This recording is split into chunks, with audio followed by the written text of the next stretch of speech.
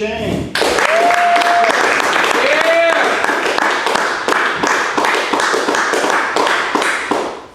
Hello. Hello. Hello.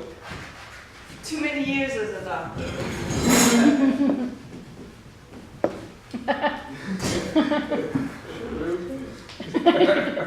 So you heard it right. But it doesn't matter how properly I'm introduced. People still come up to me and say, "So you're the nurse, right?" No wonder. To my kids, the MD doesn't stand for medical doctor. It stands for Mommy Dearest. Get me that coat hanger. You bet your gluteus maximus. Yes, Mommy Dearest. I don't drink, so whenever I come to a comedy club, I offer to be my friend's designated driver. My friend, they all turn me down. They feel safer driving drunk. I'm not Asian. I was born a British subject, not to be confused with an English girl. And now I'm a US citizen, not to be confused with an American woman. I was born in Hong Kong, when Hong Kong was a British crown colony. At the rate things are going, I may live to see LA be a Chinese imperial colony. China is communist. No more imperialism.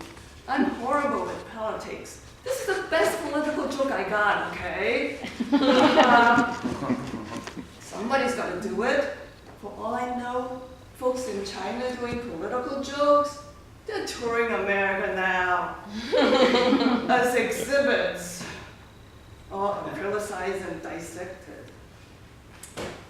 Guangming is my name.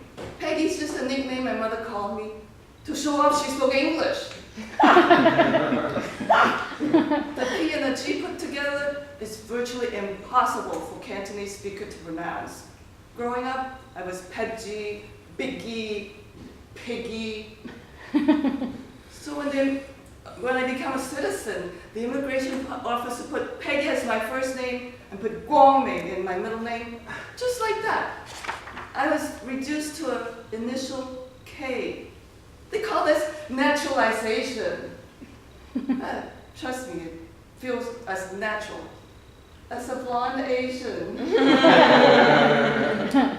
I have to introduce myself to myself. And for the longest time, my friends thought my name was, who, me? I'm Peggy Ching, MD, FACS. I'm a full-fledged surgeon. The FACS stands for Fellow of American College of Surgeons. The American College of Surgeons, through a solemn invocation ceremony, made me a fellow. Don't ask me how. Didn't even ask for a sex change. But for what they put me through, I've grown a set of balls.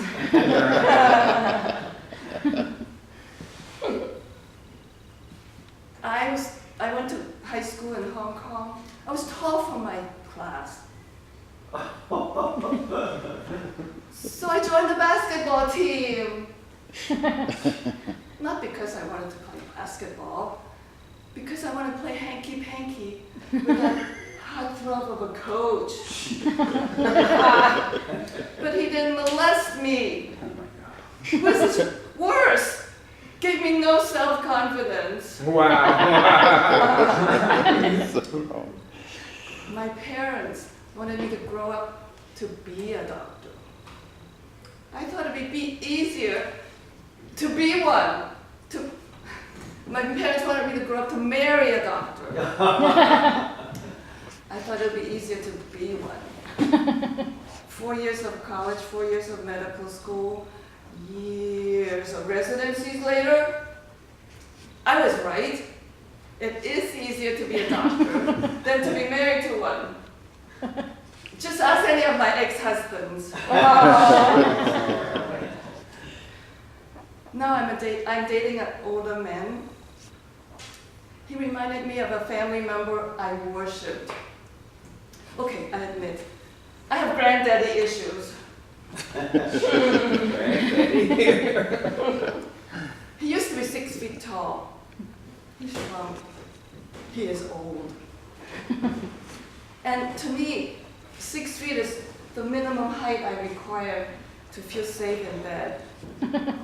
There's nothing that kills the mood deader than being shanked by nasty toenails. It's graphic. I'll give you a moment to picture that. But my boyfriend, he's really handsome, he's charming, he's successful. He takes care of himself and he goes to the gym every day, he's fit. So he said to me, Peggy, I don't deserve you. You're a surgeon and you have integrity. And he told me, you don't believe in boob jobs.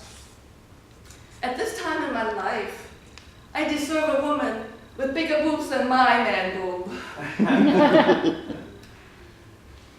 I am a board-certified plastic surgeon, and my specialty is tuber, not that instrument you pay. It's trans-umbilical breast augmentation.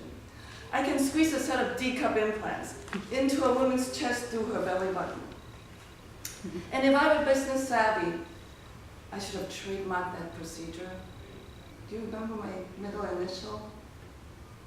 P-A-G. K.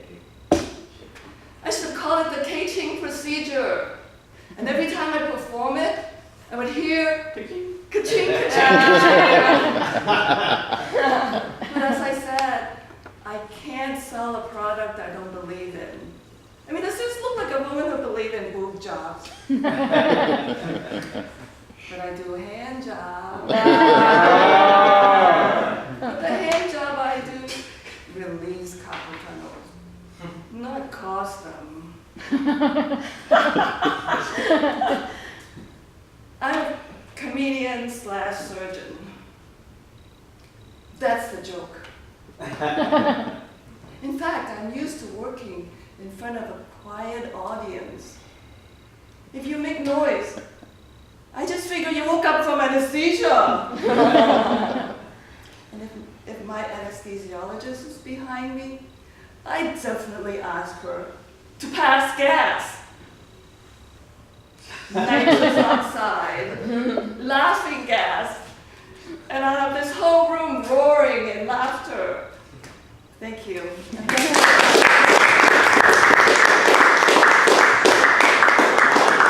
Hey, ladies and gentlemen, oh my God, all the way from